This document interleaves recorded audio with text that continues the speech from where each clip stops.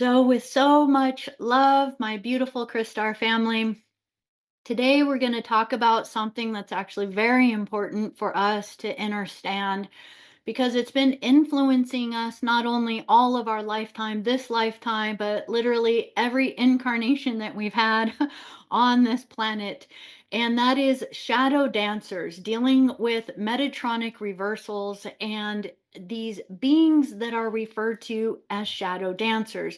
So, in our cosmic library today, we're going to explore what are shadow dancers, what is the Metatronic code, and what are these signs of the beast or the beast machine, and how has that just been influencing not only our consciousness, our body, our template, the earth body, but also recognizing how this has been influencing our evolution and our ability to have even used the stargates at different times in our histories.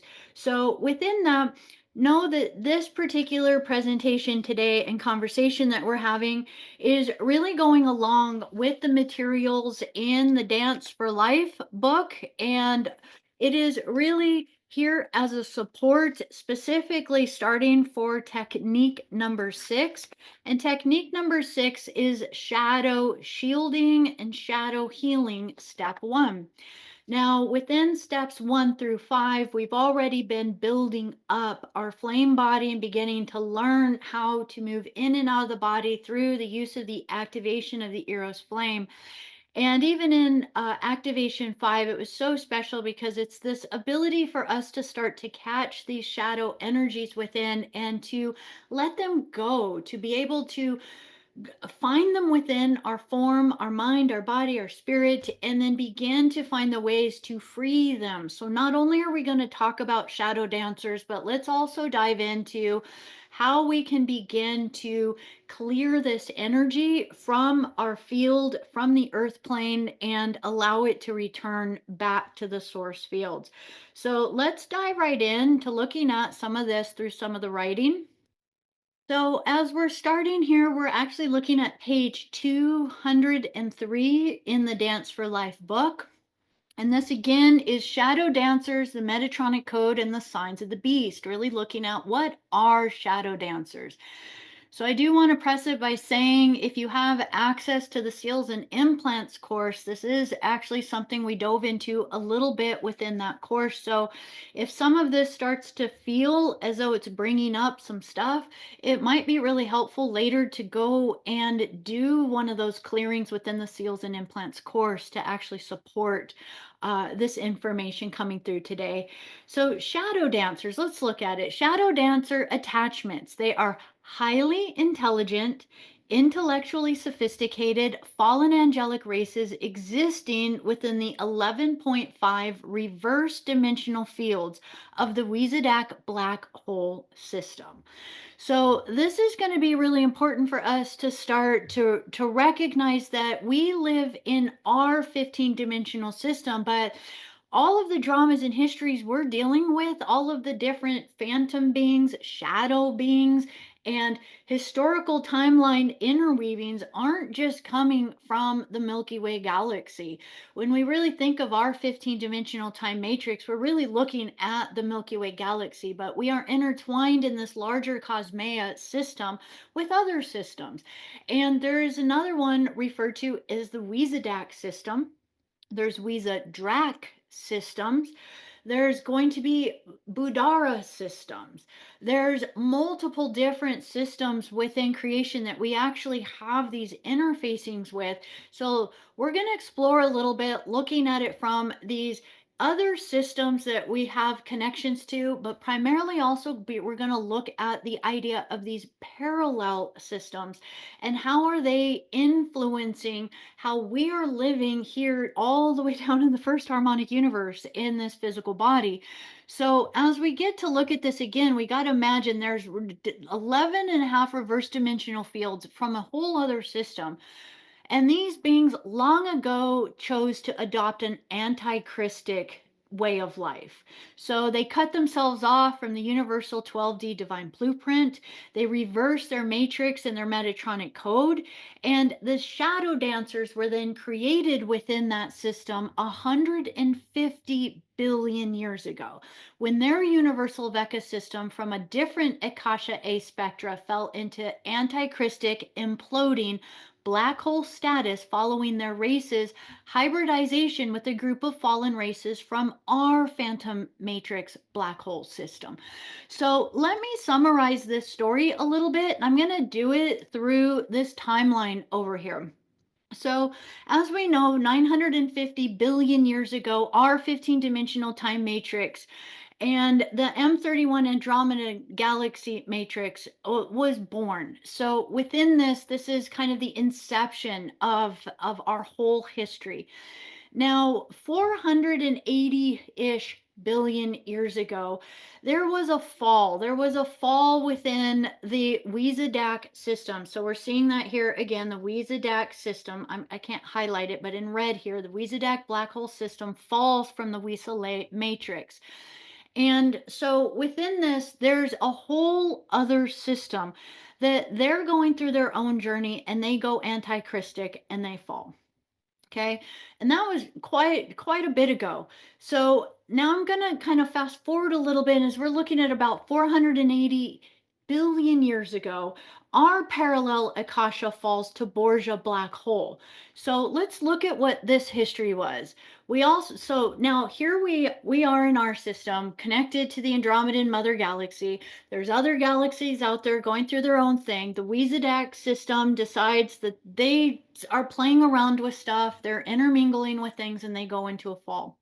Well, in our parallel Akasha system, so if you were to look at our 12 tree, or sorry, our 15-dimensional time matrix system and its 4 quadrants, I apologize, I don't have the image for that for you guys within this presentation, but if you were to just imagine our parallel system is also going through its own experiences at that time. And within that, there was actually a natural fall within our parallel. There was a race line of beings that were progressing quite beautifully within that system, and they witnessed a fall within there. And these beings were called the Boranthesalas. And the Boranthesalas were a very empathic and compassionate race line of beings. And these are the beings that really brought into concept and into the dream of creation the victim victimizer program. So within our parallel system, now our parallel system exists at a half step of spectrum higher in dimension than we are. So they are kind of in a way a future timeline than us, if you want to look at it that way.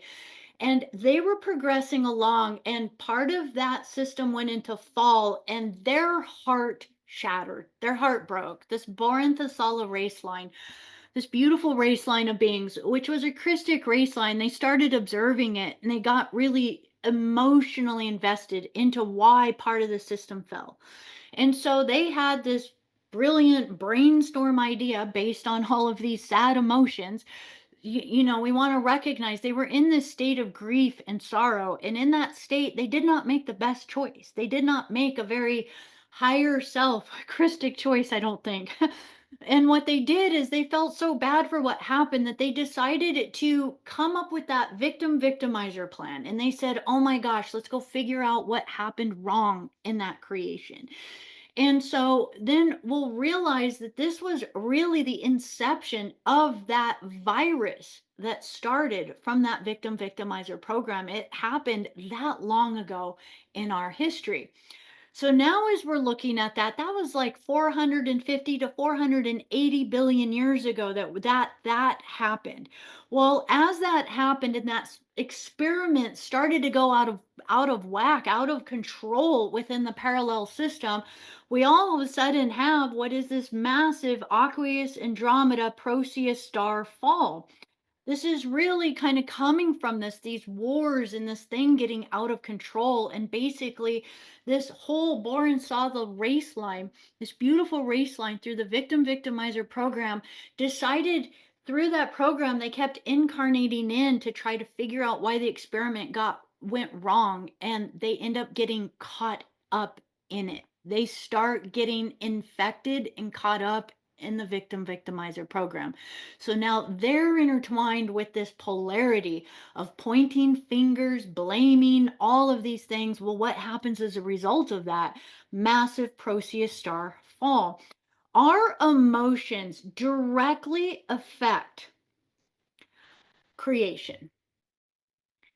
And I want to take just a really important pause with this. Our emotions directly affect creation.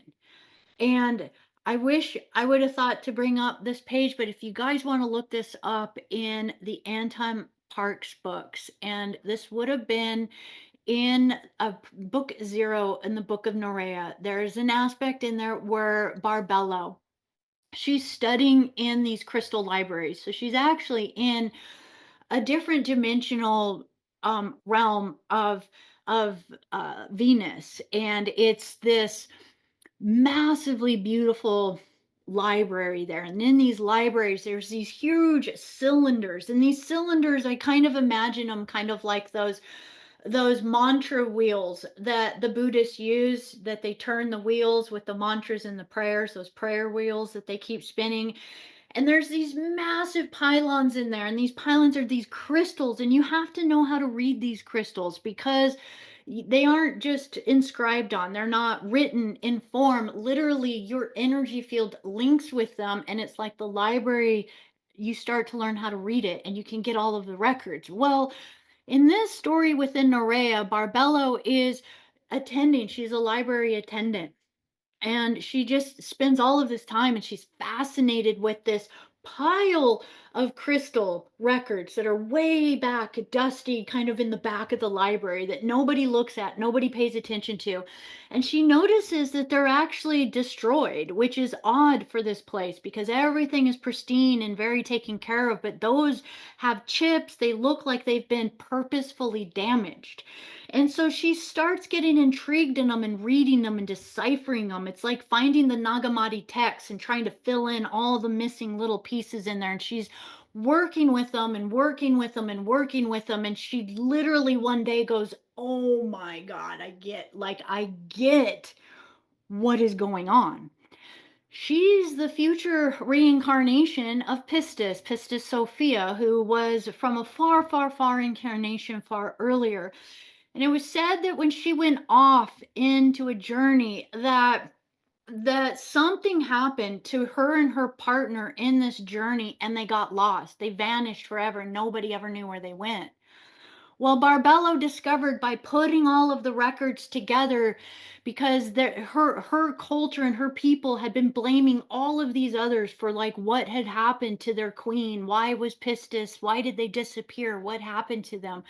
And as Barbello started to look at the records, she realized that it was their very own people, through their fear and their sorrow and their sadness for their queen leaving and worrying about her, of what was going to happen when she was gone, that literally their fear and their worry and their sadness literally created a shift in the geometry of creation. Therefore, it affected the ship that they were traveling on and pulled them into some other place or rip or tear in time, and they got lost. And it was like this mind boggling like awareness that when she went to the others to begin to try to share with them, that it was like literally they broke down crying in a realization that they didn't even realize how important it was to focus their emotions to such a high level, lest they literally shift and change the entire fate of an entire universe. And I feel that's what might have really happened with this Borland Sala group line from our parallel system, is they really seemed as though they were emotionally irresponsible. I'm just going to put it that way. They you know how it is, it's like, oh my gosh, you feel so bad that something would think something bad has happened to someone, and you're just like, oh, and you can't let something go. I think we all have either had a situation like that, or we maybe know someone like that, that something sad has happened, and it's like they can never like forget about it or let it go, or every time they think about it, the emotion is just as raw as when it just happened. And so within that raw kind of unchecked and unrealized emotion, they literally birthed from their brain this idea of let's be victims and victimizers and see how that plays out. I think even we can look at that and go like, I don't think that's a very good idea. You know, so now let's continue on with this because we're going to see that these idea of shadow dancers, this really plays into it. The shadow dancers really do feed off of the emotions, the shadows, the emotions, the things that are left unchecked. It's kind of like animating the things that we aren't really being mindful of and paying attention to is one aspect of looking at this. So let's go back into this. And as we look at this, we're going to see that now we have the Proteus star fall, and this is where everything starts to kind of go out of alignment within the system. About a billion years after that, that's where all of it just goes to haywire within the Lyran system, where we have the fall of Lyra. But really, the fall of Lyra wasn't just a bunch of kids being born that eventually couldn't share space and started fighting with each other. Literally, the fall of Aramitena and Lyra, if we really look at it, it was a destined thing to happen because it literally is a fractal of energy coming from this Proteus star fall, coming from this victim victimizer program that was really born in this parallel system. And now let's tie this into the Weezadak, okay? So I'm gonna come back over here. And now let's come back. So again, we have this Weezadak black hole system. We want to recognize that when the Proteus star fall happened, there was like a phantom system that got it created within our system. And within that creates a bunch of the guardians, they didn't know what to do with them. A bunch of the guardian forces were like, okay, well, now we have this disruptive energy within the system. Where can we take these beings in order for them to rehabilitate? So let's go ahead and see how this story plays out. So it says here, shadow dancer races were created 150 billion years ago when their universal Vecca system from a different Akasha A spectrum fell to antichristic imploding black hole status following their race's hybridization with a group of fallen races from our phantom matrix black hole. Okay, so let me read this next one and then we'll talk about this. It says the Weezadak races originally agreed to host Matrix and assist the reverse mutation of certain race strains from our universal Vecca system that had fallen to phantom matrix black hole status during the Lyran Elohim Wars 250 billion years ago. So what was 250 billion years ago, right? That was the Lyran Wars. So during the Lyran Wars, we have this black hole phantom system that comes into play, and now we have a race line of beings that need help. They're in a full state of fall. This Weezadak black hole system comes in. They step in. They say, we'll help out. We'll help out. We've gone through something like this before. We've dealt with the fallen races before. So they agree to take them. But as these phantom races start to hang out in the Weezadak system, it says here again, the Weezadak races originally agreed to host the Matrix and assist them in the reverse mutation. These are again the beings that fell to phantom matrix black hole status during the Lyran Elohim Wars 250 billion years ago. Their hybridization healing experiments failed. The Weezadak system wasn't able to help them. Instead, they started to amplify the original phantom matrix race genetic mutations along their own race lines. And due to the advanced DNA template mutations and consciousness distortions they had created for themselves through employing tactics of shield template combining that the Giannis Masters races had strongly advised them against. The Weezadak races fell into severe polarity consciousness and began fighting within their own universal Vecca. So basically, they came up with some idea, some hybridization healing experiment. And when they were blending, so this is really again, genetic mutations. They were blending genetic mutations with their race line as a way to help these phantom races out. Well, the Yana's masters were like, whoa, whoa, whoa, you really shouldn't do that. We are seeing an energy here that if you do that, that's actually going to backfire on you. But they didn't listen. And they went ahead and did it anyways. Well, when that happened, now all of a sudden, a massive war started in that very system. And so now you got the Weezadak system fighting with these phantom matrix beings who are now half breeds, half hybrids of their own. Because remember, they mix their genetics with them. So they're not 100% Weezadak and they're not 100% phantom beings anymore. Now that's this whole other race line. So within this, the Yanas again strongly advised against the Weezadak races to do this, but instead they did it and they fell into severe polarity consciousness and they began fighting within their universal Veka.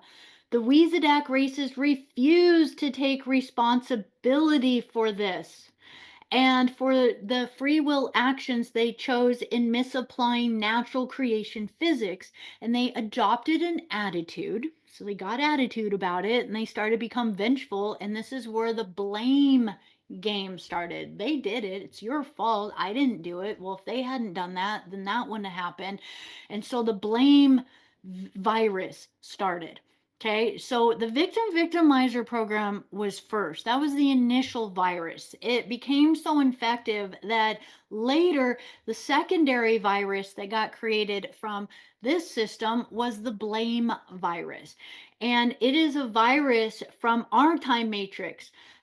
They cited the cause of their de-evolution as being the host matrix they originally offered to our fallen phantom matrix races. So they began to blame for why the Weezadak system was having all of these problems.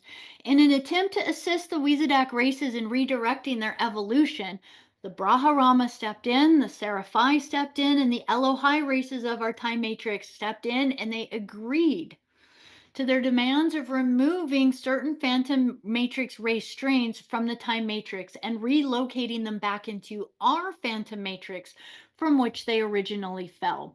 So a whole extraction process began, and basically they began to take all of the original phantom matrix race lines and put them back into their original fall system.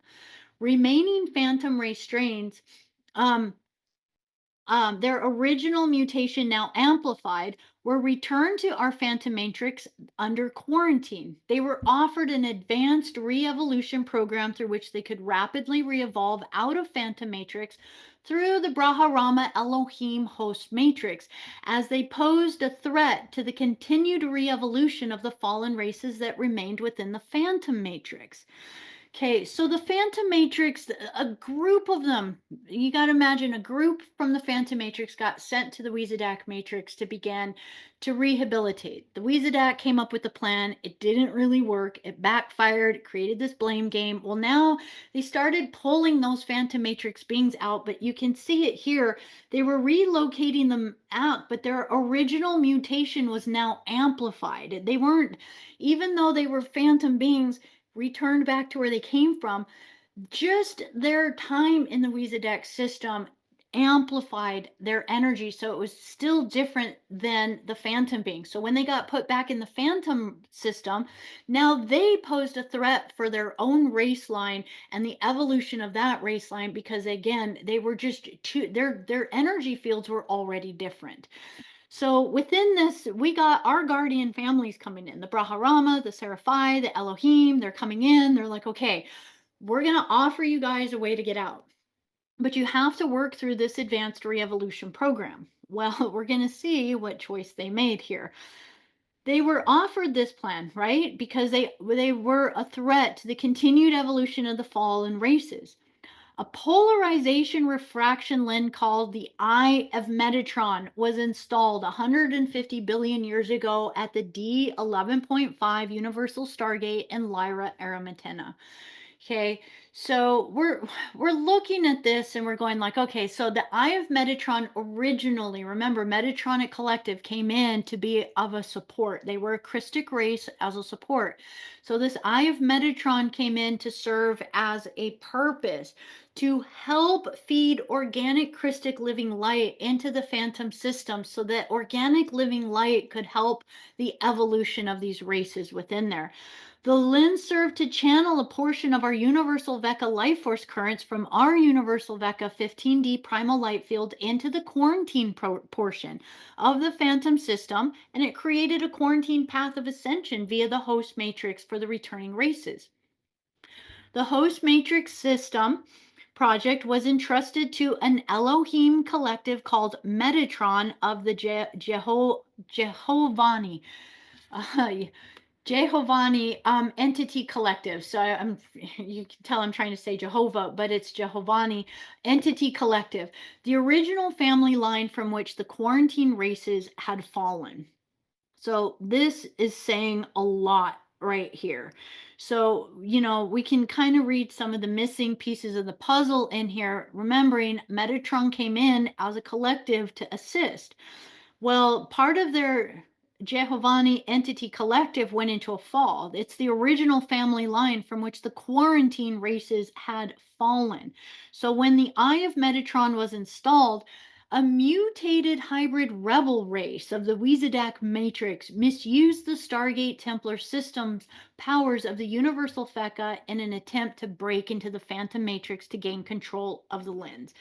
So basically, something amazing was created that was, again, yet another guardian race plan that was put into place in order to help mutated race lines in order to evolve their consciousness. So, one of the things I want to say as we're working with shadow dancers, as we're working with these types of phantom beings, we want to remember these are mutated hybrid race lines or genetic lines. And generally, through these mutations and genetic manipulations, it cuts off or distorts or put holes in their lines of communication back to the Christic consciousness. So therefore, they start to become a lot less um, compassionate. Empathy starts to disappear from these strands of their consciousness, and within that, it's kind of like these mischievous like beings that just run around and start to create mayhem within creation. And so again, we just have yet another kind of like, think of these gang wars that are going on. One has something, another one runs in to grab something else, and they don't really care about the bigger picture. They don't care if it destroys this beautiful plan and helping things in the long run. They're always out to gain what they can in the now.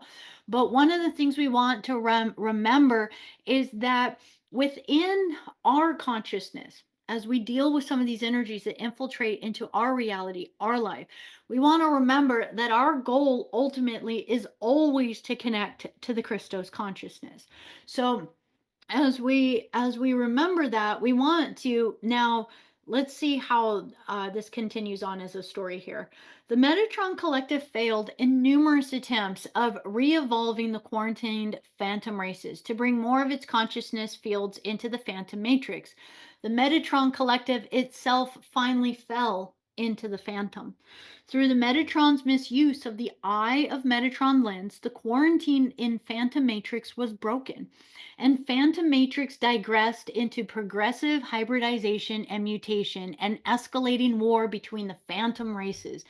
During the Gaian Orion Phantom Matrix Wars, only 570 million years ago, the Metatron Collective made deals with the warring Weezadak races from the Weezadak black hole system and allowed the Weezadaks to use the Metatronic lens to create a wormhole called the Path of Arimathea between the Weezadak and Phantom matrices. So we want to recognize we just skipped a huge timeline. So we were talking again about 150 billion years ago over here, 150 billion years ago. And this war and this attempt failed. And all of this time, we have this massive thing that happened. Basically, um, 570 million years ago, where this battle keeps going, and all of a sudden these more and more digress. You got to imagine it's just kind of like this gang ridden place, and they get more and more out of control.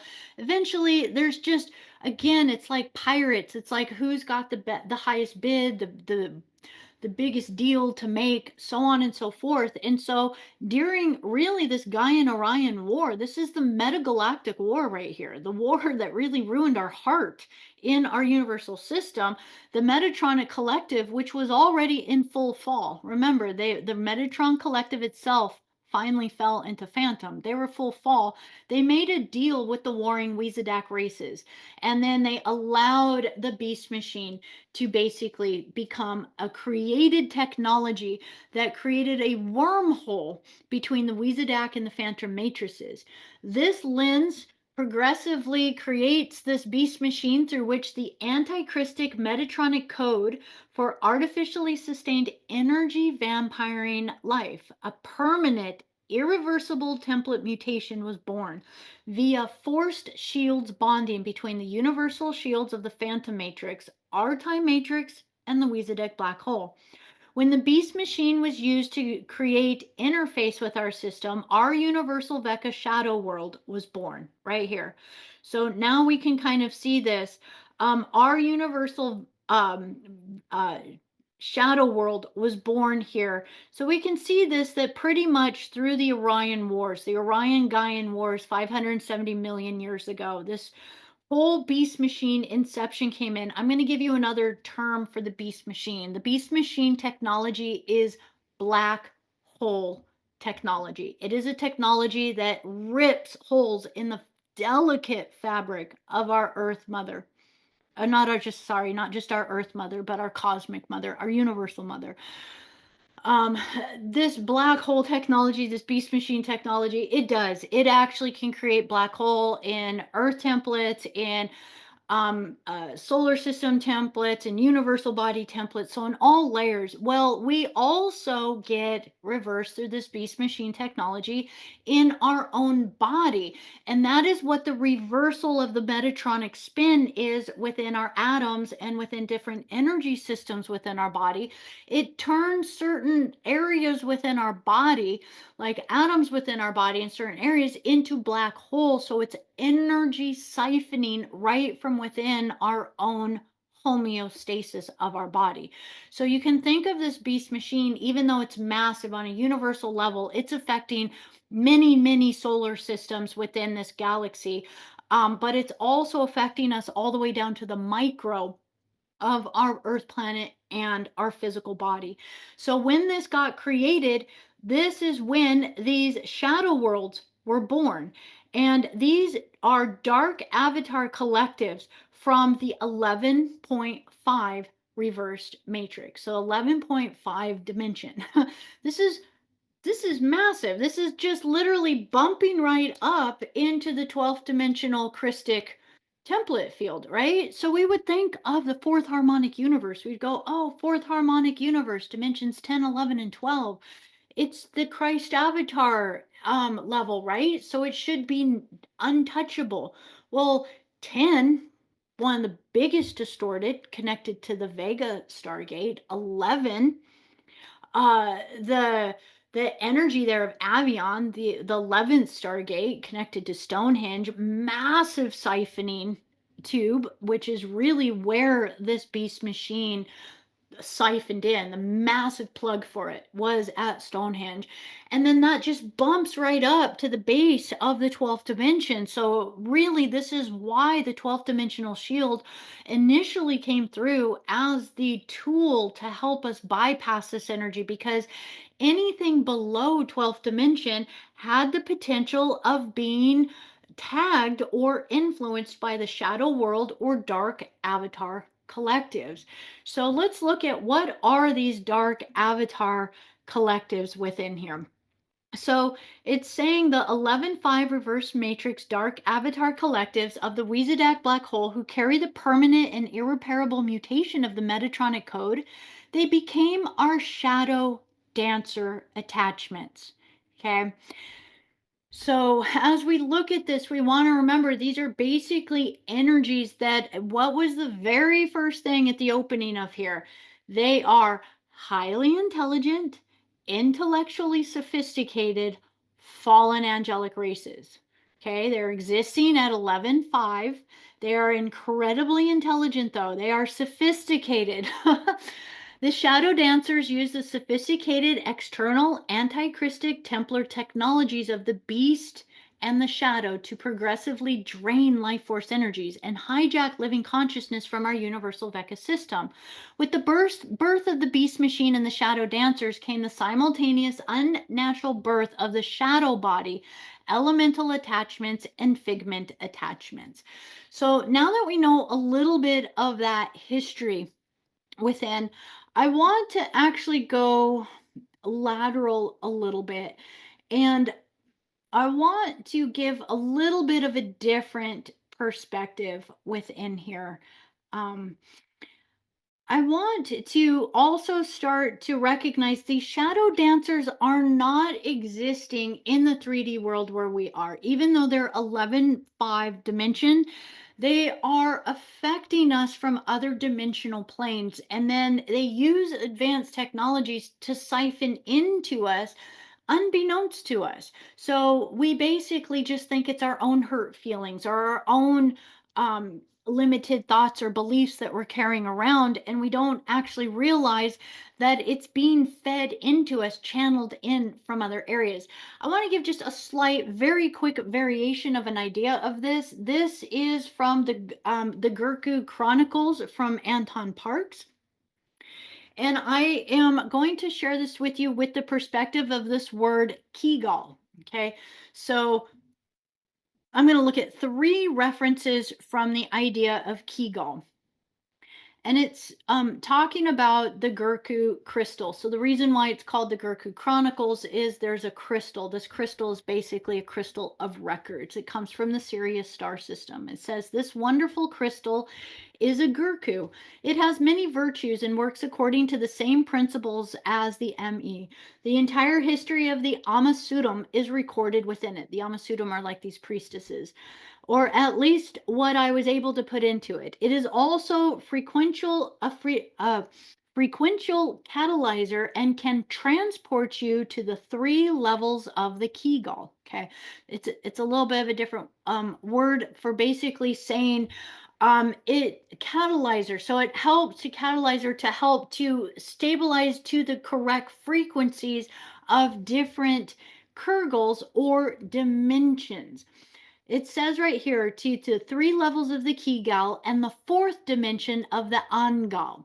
So the Angal is the heavens. It's a higher dimensional plane where the Kadistu or the angels or the angelics exist.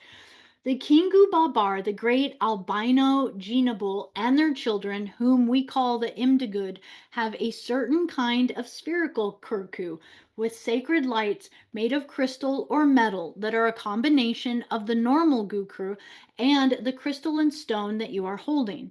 This crystal can vibrate according to certain frequencies with a quality coefficient that is proportional to the impulse that was given to it. What you do not know yet is that in the past, our ancient lineage was endowed with the mastery of Niyama, like the queen of the Usumgal. The heat generated by the crystal by the Niyama can increase or decrease the vibrational rate of a being and align him with the different planes of existence. So let me kind of translate that a little bit, and we'll see this through another diagram.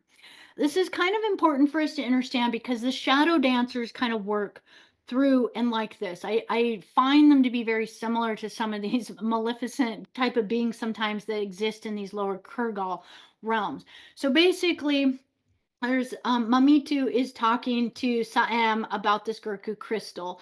And she's talking about that there's different crystals. These crystals basically can start to move at particular frequencies, and when they match those particular frequencies, they basically can unlock the ability to move into different dimensional planes.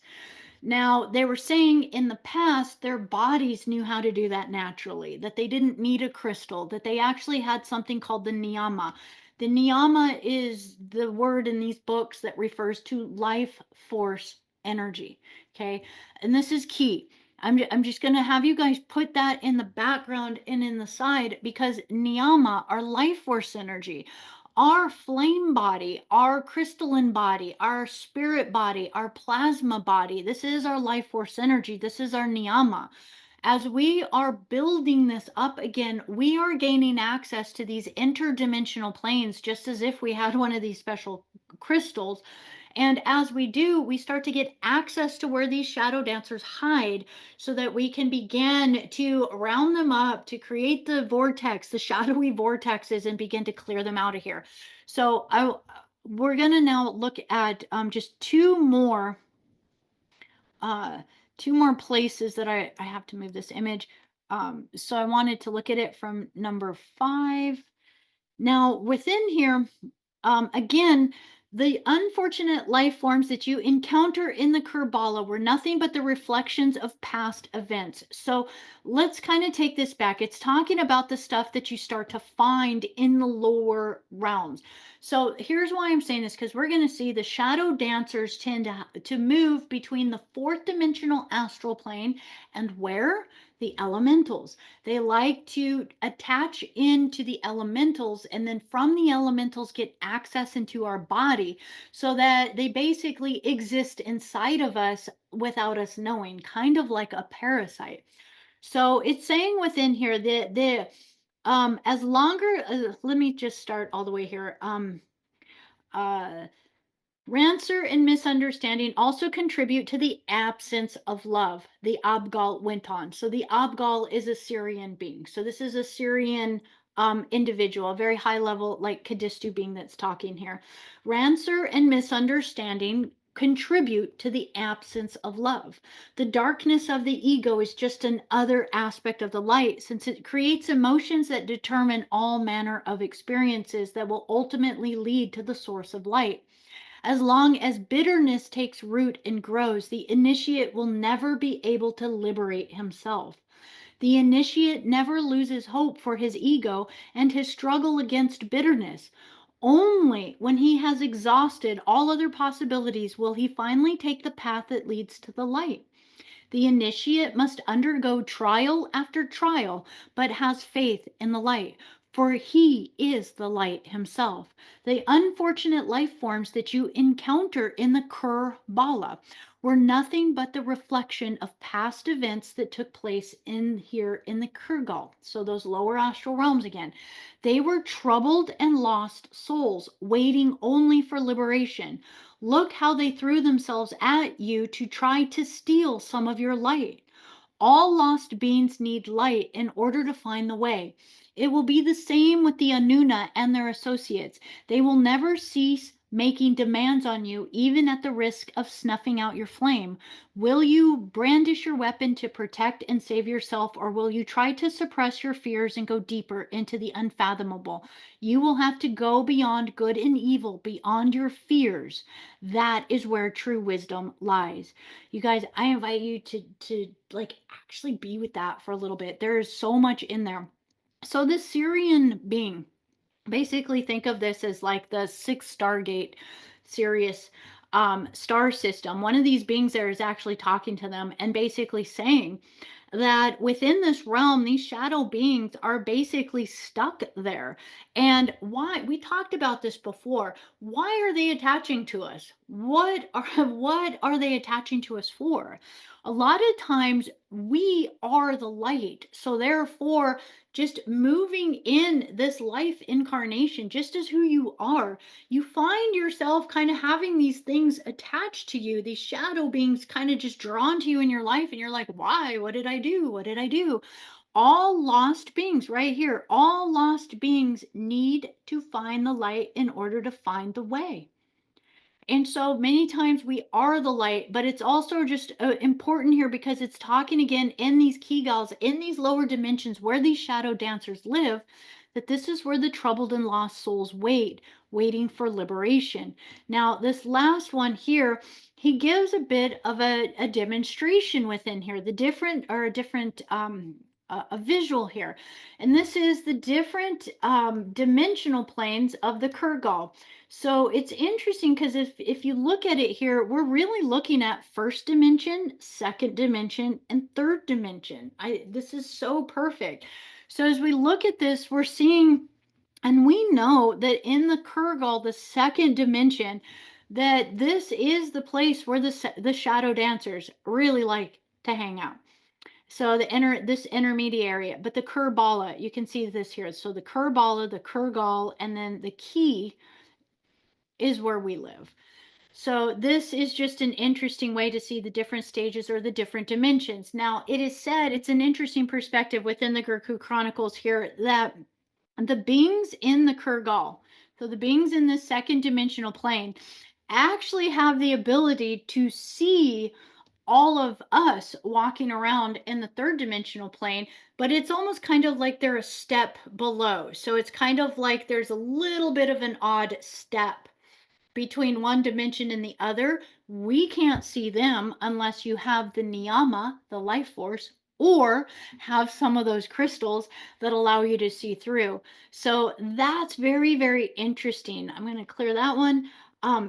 I do want to say, if you ever do dive into the books of the Radu Sinamar, talking about the Transylvania sunrise and those discoveries that they made within those pyramids, and those different evacuation or excavation places, sorry, that they discovered these massive Syrian uh, kind of laboratories there. Well, same thing. They actually have crystals there, that the crystals themselves are the activating factors in order to begin to either move dimensional planes or to see or to multidimensionally be able to perceive. So that's actually really, really cool to tap into. So now let's look at this. Um, the shadow body, elemental attachments, and figment attachments. Attachments, the crimson clue and the crimson crest and the magentas. Both elemental and figment attachments feed energy from the living body and environment to the shadow body, from which the phantom and Wizadek races then feed. Okay, let's really pay attention to that. So you're just moving around in the world, and these elemental and figment attachments, they feed from the living body and the environment. And then that feeds into the shadow body. And the phantom and Weezadak races then feed off of the shadow body. Okay, so they're really utilizing the shadow body, and these elementals and these figment attachments kind of become the intermediaries. They're kind of like these caught up in it. They're being used through this beast machine technology. So basically, our own shadow phantom thoughts and um our own soul fragmented beings are being used like puppets for these phantom and Weezadak races, and then they get hijacked to be used to feed off of us, so that the Weezadak and the phantom systems can feed off of them in the shadow body. So really what we're doing as we start to clear this energy, we're freeing all of these imprisoned prisoners from these Weezadak races and phantom races, so that they're not being used anymore for this never-ending loophole of parasitic activity. Shadow dancer, shadow body, elemental attachments, and figment attachments all advance miasmic buildup, which is antiparticle buildup in the particle field caused by shield reversals in the organic shields and DNA template of the living matrix life forms. They provide shadow dancers with increased ability to drain life force from the living personal and planetary bodies and even the dimensional unified field. Elemental and figment attachments appear within personal shields as mathematically reversed and geometrically distorted, misaligned, and chaotically organized fire letter sequences, which is our light language, which is our dimensional scalar waveform attachments that form the tangible matter template and mutated subshield of the shadow body. They appear within the chakras, the diotic grid, and the axiom and meridian lines, the auric field, the hova body, the radial, and the etheric bodies. They show up as color distortions, thick dark, murky energy blobs and shapes, and they even sometimes appear as shadow forms, animals, plant, molecular spirit forms, monster images, little people of various kinds, or erratic wave fields of twisted energy. So, when I read this too, and the more this concept, I don't know if you guys have seen this in different videos and things. This idea of skinwalkers. I know you're probably you're not supposed to say the word out loud, but these beings, they're shapeshifters. They're shape-shifting beings, and they look like dead beings that um head to tail, it doesn't really matter, and all of a sudden they'll look like a dog, then they'll look like a person, and then they'll look like maybe like a deer or something like that, and they just kind of move around and they take whatever shape they need as they're moving around. And if they're walking this way, great, they'll move ahead over here, and then maybe the head will come back the other way. It's the most random thing, but when I see these skinwalker type beings and these kind of shadowy creatures that more and more people, however real a lot of these photographs are and stuff, are capturing, it 100% reminds me of just hijacked energy that is animated on the planet, and it's energy, so it just mutates and shapeshifts into whatever forms. So you can see it here: shadow forms, animal, plant, molecular spirit forms, monster images, any various kinds of erratic waveforms of twisted energy. So, using higher sensory perception, they can look similar to miasmatic chakra and aura distortions originating from your personal template, but upon closer inspection, elemental, figment, and shadow dancer attachments will carry a subtle but distinct thin aura of a deep crimson red surrounding the form. The crimson aura of attachments appears in the biofield of the living host as an unnatural thin line of red, positioned between the physical body, the organ or atom, and the natural D1 etheric body field. So that's that level that's closest to our skin that surrounds and permeates our physical structure. So the crimson aura is a D1 frequency barrier. So again, closest barrier that forms around our etheric body and the D1 etheric body of attachments, partially separating them from a portion of the host's etheric body. The crimson aura D1 frequency barrier forms due to the attachment's inability to fully bond its foreign D1 etheric body reversed matrix shield template with the portion of the organic D1 etheric body shield that is naturally connected to the divine blueprint. So it's basically saying it's attempting to attach, so it'll stay as close as possible. It's close enough within our field, and if it's in D1, guess what? It's inside of D2 and D3. So let's look at a little bit from over here. And as we get to look at this, we're going to see that we have these energy fields as they move through. So this one is actually for the activation of the flame body. Let me see. This one will give the best image, I think, as we can see it, because I don't think I have the shadow dancer one here. Within here, as we look at these, we have our layers of our body within here, but as we look, there's different aspects in which they embed within in order to begin to block these energy fields within us. And I don't have the shadow dancer image to show you guys, but if you were to imagine it, you would begin to see this energy of the D1 etheric, which is going to be this red, and they basically host right along there, almost touching, but they're embedded still within. They're still close enough, because then guess what? They're directly affecting our emotional body. They're basically going to then permeate and affect into our mental body. So it's very interesting for us to kind of look at how they can influence, even if they're coming in from these base levels, they definitely have the ability to begin to influence our physical body, miasmas, even illness, sickness, different conditions, thoughts, these type of things. So let's look at what this is. If a shadow dancer attachment has advanced to DNA infiltration, the partial shadow dancer possession of the physical body, the crimson line will not only appear within the etheric body, but also surrounding the hova body within the radial body capsule. So it's expanding out.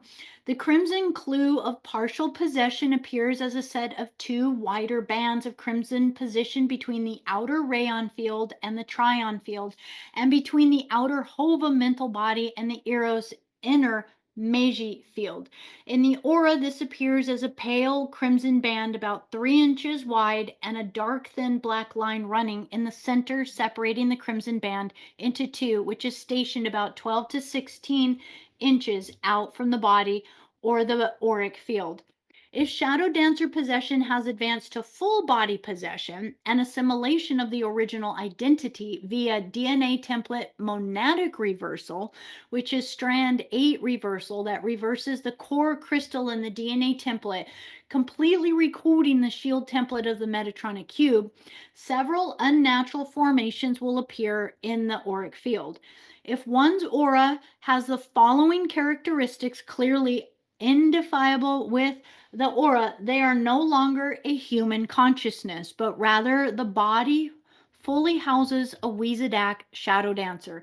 So let me break this down a little bit because this is massive. So it's really saying these shadow dancers, their entire purpose is to basically crack our shell, to get into our consciousness, to break us down, break us down, break us down, to basically do this kind of soul fragmentation on us through trauma, through sadness, through all of these things. And then the more and more fragmented ego fragmentation we become within ourselves, the deeper they can kind of embed within.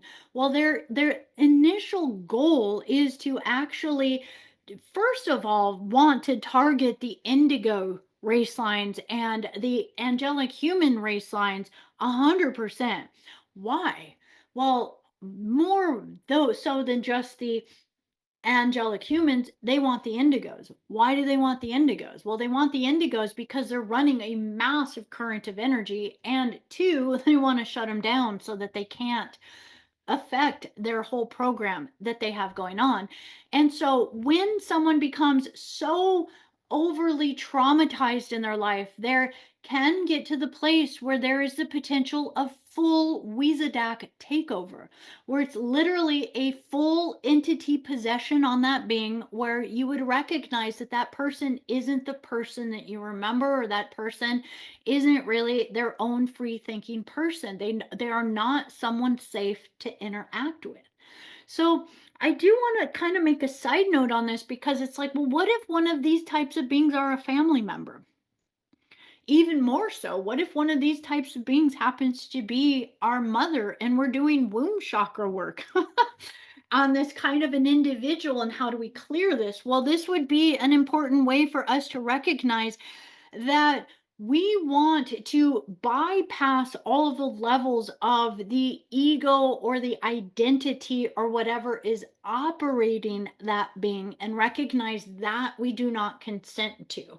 Whereas we can still go through and create this neutral, compassionate witnessing to what is happening in creation. We don't want to fall victim to the victim victimizer program, but rather we can start to recognize what it is, so we can begin to do our practices, which is these flame body activations, to begin to clear these things. So within this is real. They can literally shard a person to so many pieces that they will eventually, the goal is to take them over. Within here, it's saying uh there's a whole look to an individual within there. One of the most easily identified or configuration of the shadow dancer full possession is loss of the elemental figment attachment crimson line between the physical and etheric body. So it says the red line goes away because they fully merged. The etheric body and the etheric body eyes radiate a steady, static, intense, bright electric blue light, representing the D3 blue sword Metatronic artificial light current.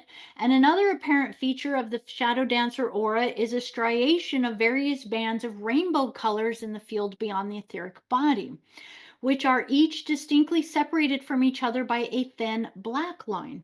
The most notable tail sign of a shadow dancer full body possession is the gold band and the magenta flame in the outer layer of a spherical rather than a natural elliptical auric field.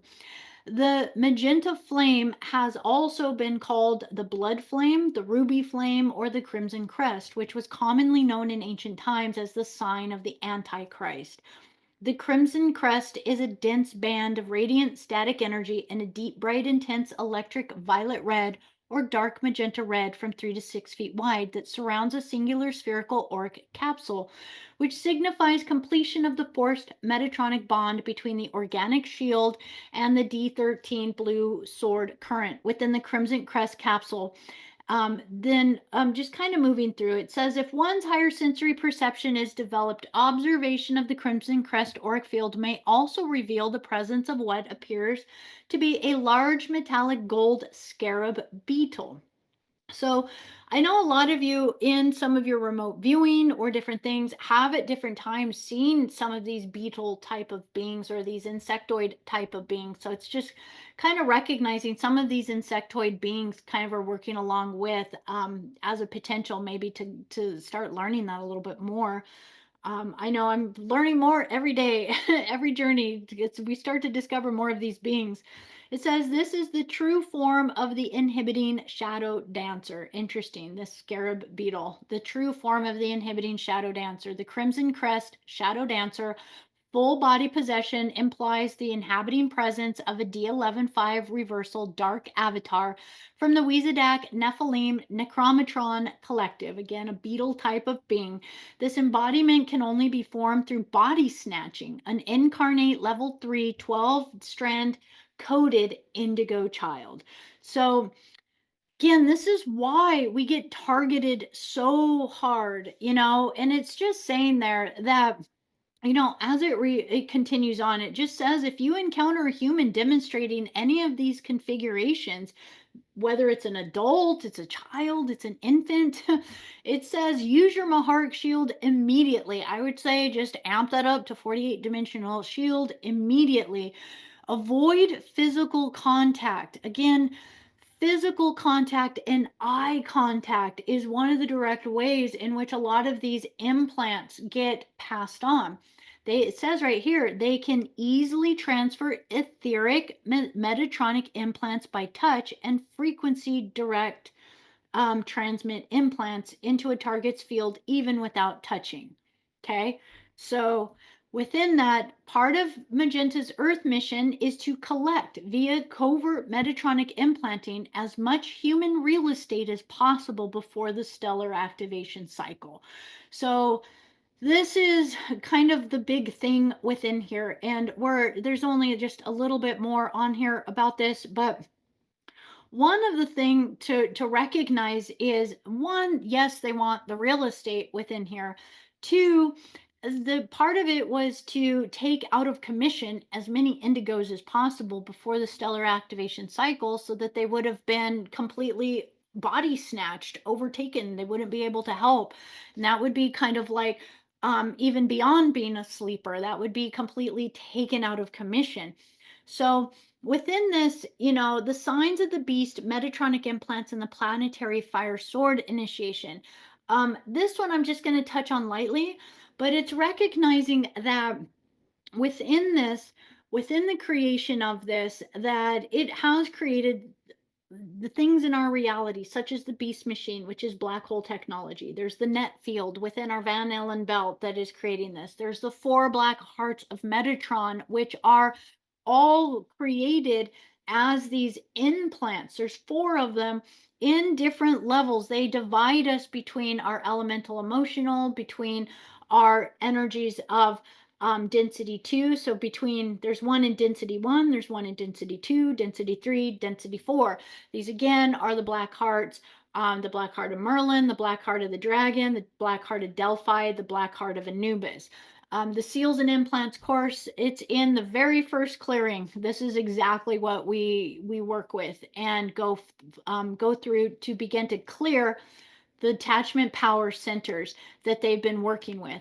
Once we deactivate these black hearts, it begins to get our energy flowing in our body again. How do we get these cleared? Well, again, the seals and implants processes utilizing the sacred Anuhazi languages, utilizing the sacred fire letter codes such as the Kushardeza Dadrueja Ra'eka, um, such as utilizing the 48 dimensional shield, the flame of Elasa, is really activating us in order to begin to clear these energies. But these uh, fire letter activations, as we continue to go through each of the activation processes, it strengthens our awareness to each of these layers of ourself so that we can begin to take all of these shadow elementals and figments and began to surrender them back to God's source in divine law and in divine right order so that they aren't trapped by these Wizadak beings anymore being misused. We can begin to free the body snatched energies as well, because this is really our angelic family that is being um, misused in so many ways. I'm just going to read this last bit here.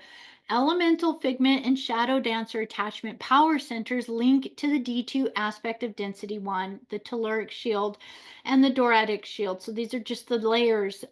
And as the black heart implants are located in the shields, the distorted scalar templates of the elemental figment and shadow dancer attachments bond to the reverse matrix implant in the host shield and subsequently manifest as scalar wave reversals called overlays within each density level of the host DNA template. The 4 black heart implants and their overlay attachments manifest in DNA strand templates 2, 5, 8, and 11. The 4 primary control strands in the 12 DNA template.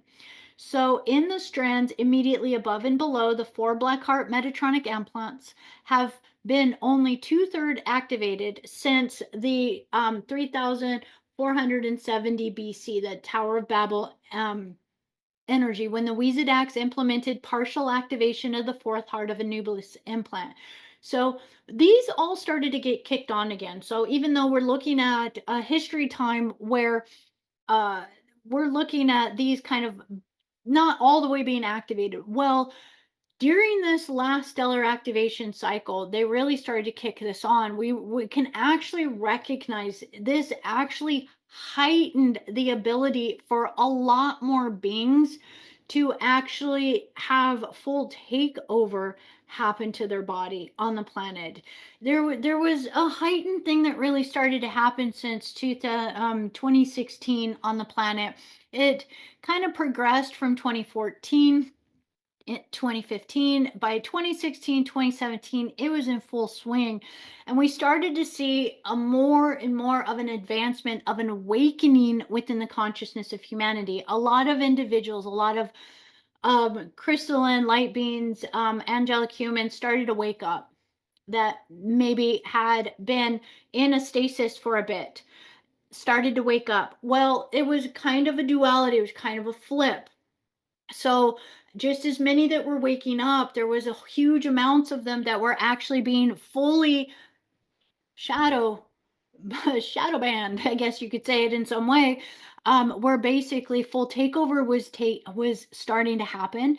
And we can actually see during this time, I truly feel the drug epidemic that has really been happening, especially the stuff like fentanyl that has really been devastating and taking out so many individuals on the planet.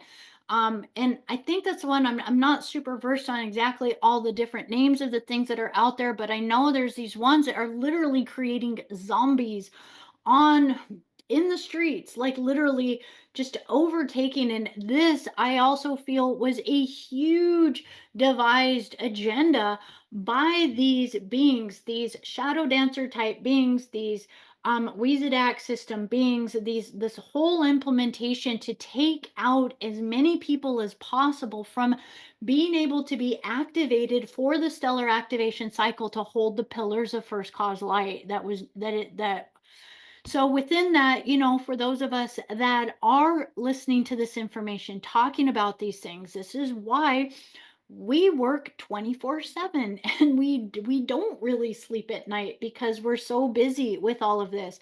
So just know these all of these energies are starting to be shut down, and one of the primary ways to work with this is going to be doing these techniques. So this conversation specifically supports the technique 6, 7, 8 as it works through all the shadow healing processes to activate the shadow body.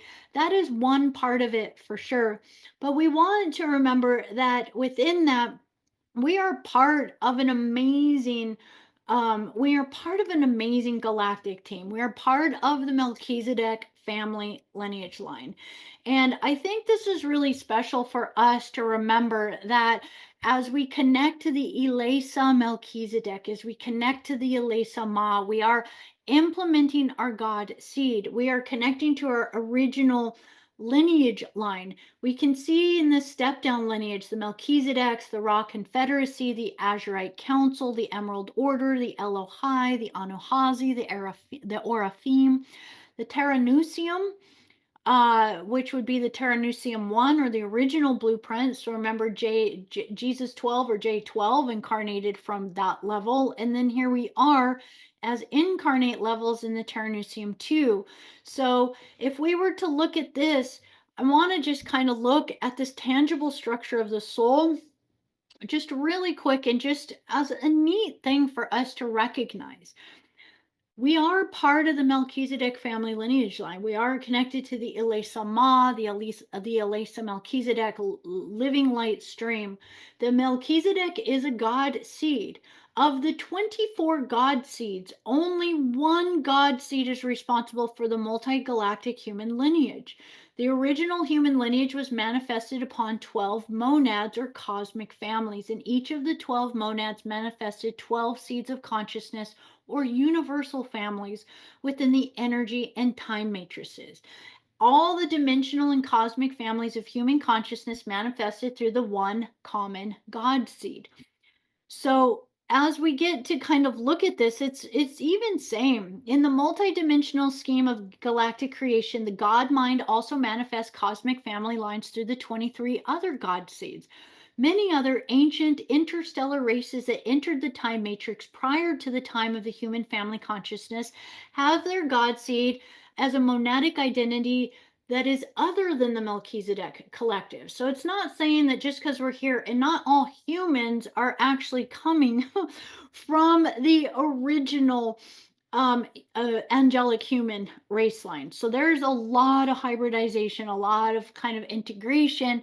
So not all identities actually come from the Melchizedek collective, but of the 24 God seeds right here, the Melchizedek God seed is one of the few that has kept the pillar of light unbroken through the majority of their family lines. Therefore, the Melchizedek Cloister Collective has thus become known as the keeper of the codes and the guardians of the path of ascension for all races within this timeline. So as we get to recognize this, it starts to allow us to realize how absolutely special it is, and that as incarnates, we are here to begin to activate our God seed, to call it into manifestation. That as we do, it begins to build the pillar of light to itself from the perspective as our God seed. And as we be the pillar of first cause light, we truly are that restoration, that each of us starts to be this incredible pillar of light for all humanity to begin to receive exactly the light language or the codes that they need in order to begin to find their path back home. That shadow dancers in so many ways are distorted, just so many types of experimentations and hybridizations that have happened within creation. So we have all these types of creatures within creation. And within there, we want to remember and recognize that wisdom from the Abgal, the Syrian being, that it's like all things seek the light. And when we learn to stop resisting or fighting, we do start to realize we are the pillar, we are the portal, we are the gateway. that creates that pillar of light for all to be able to pass on through. And so as we do, we are learning to not let things attach to us anymore. And so if we don't let it attach to us, it has the ability to pass through because we are not siding more with the shadow or the light. We balance the two. The portal activates, the key codes activate, and that is what these activations are helping us do in such an amazing way. So I hope this helps a little bit to understand some of the shadow dancer energy, some of its influence that we've been dealing with, that it's really permeating us at the core level, that we don't even recognize a lot of this stuff is influencing our life. But the more you align your heart, your mind, your entire focus to God's source, to the Elisa Ma stream, to the Elisa Melchizedek, you start to find that anything that is out of sync with that starts to highlight within. And rather than resist, we can start to just, with love, maybe even through the womb chakra work, I'll start to allow it to just be purified and to return back home.